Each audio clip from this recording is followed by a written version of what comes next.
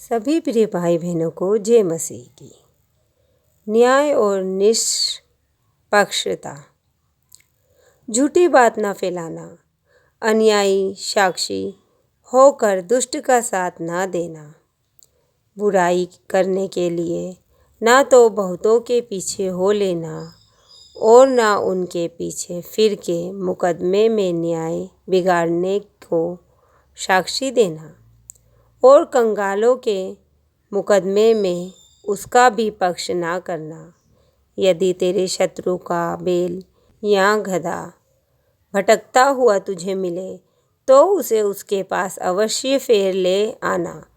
फिर यदि तू अपने बैरी के गधे को बोझ के मारे दबा हुआ देखे तो चाहे उसको उसके स्वामी के लिए छुड़ाने को तेरा मन ना चाहे तो भी अवश्य स्वामी का साथ देकर उसे छुड़ा लेना। तेरे लोगों में से जो दरिद्र हो उसके मुकदमे में न्याय न बिगाड़ना, झूठे मुकदमे से दूर रहना और निर्दोष और धर्मी को घात ना करना, क्योंकि मैं दुष्ट को निर्दोष ना ठहराऊंगा। घूस ना लेना, क्योंकि घूस लेने वालों को भी अंधा कर देता और धर्मियों की बातें पलट देता है। परदेसी पर अंधेर ना करना, तुम तो परदेसी के मन की बातें जानते हो, क्योंकि तुम भी मिस्र देश में परदेसी थे। 6 वर्ष तो अपनी भूमि में बोना और उसकी उपज इकट्ठी करना, परंतु 7वें वर्ष में उसको परती रहने देना और वैसा ही छोड़ देना जो तेरे भाई बंधुओं में के दरिद्र लोग उससे खाने पाएं, और जो कुछ उनसे भी बचे वह बनेले पशुओं के खाने के काम में आए। अपनी दाख और जैतून की बारियों से भी ऐसे ही करना।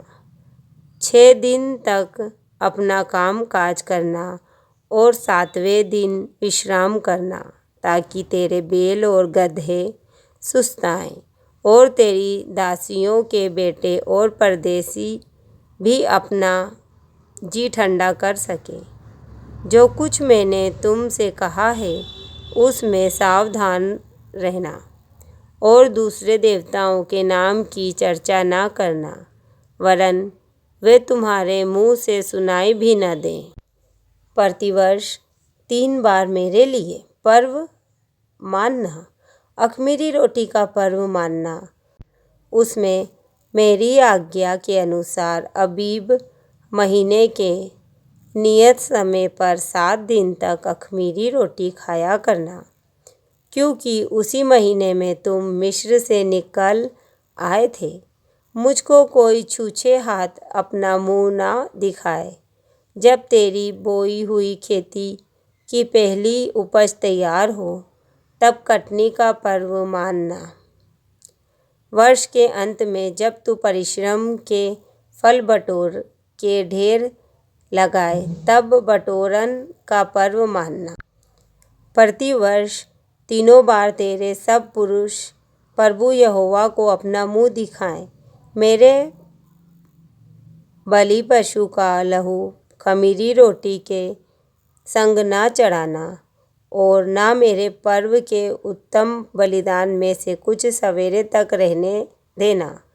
अपनी भूमि की पहली उपज का पहला भाग अपने परमेश्वर यहोवा के भवन में ले आना। बकरी का बच्चा उसकी माता के दूध में ना पकाना। सुन, मैं एक दूत तेरे आगे आगे भेजता हूँ, जो मार्ग में तेरी रक्षा करेगा और जिस स्थान को मैंने तैयार किया है उसमें तुझे पहुँचाएगा।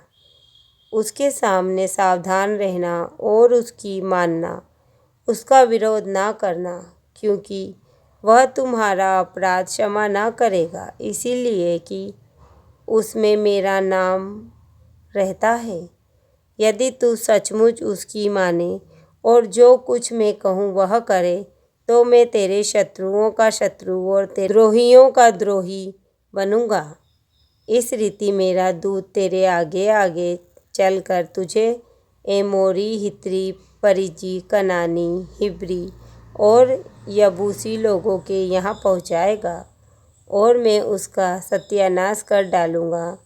उनके देवताओं को दंडवत ना करना और ना उनकी उपासना करना और ना उनके से काम करना, वरन उन मूर्तों का पूरी रीति से सत्यानाश कर डालना और उन लोगों की लाटों को टुकड़े टुकड़े कर देना। तू अपने परमेश्वर यहोवा की उपासना करना, तब वह तेरे अन्न जल पर आशीष देगा और तेरे बीच में से रोग दूर करेगा। तेरे देश में ना तो किसी का गर्भ गिरेगा और ना कोई बांझ होगी, और तेरी आयु में पूरी करूँगा। जितने लोगों के बीच तू जाएगा, उन सबों के मन में मैं अपना भय पहले से ऐसा समवा दूँगा कि उनको व्याकुल कर दूँगा, और उनमें तुझे सब शत्रुओं की पीठ दिखाऊँगा। और मैं तुझ से पहले बर्रों को भेजूँगा जो हिब्री, कनानी और हित्ती लोगों को तेरे सामने से भगा के दूर कर देगी।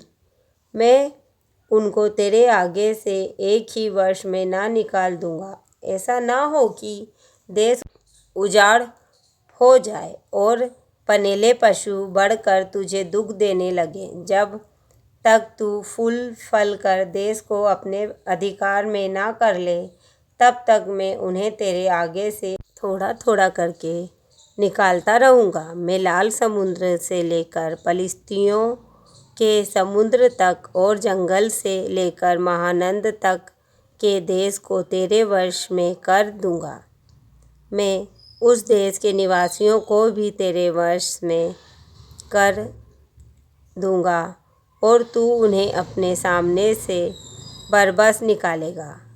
तू ना तो उनसे वाचा बांधना और ना उनके देवताओं से वे में रहने ना पाए। ऐसा ना हो कि वे तुझ से मेरे विरुद्ध पाप कराएं, क्योंकि यदि तू उनके देवताओं की उपासना करे तो यह तेरे लिए फंदा बनेगा। आमीन।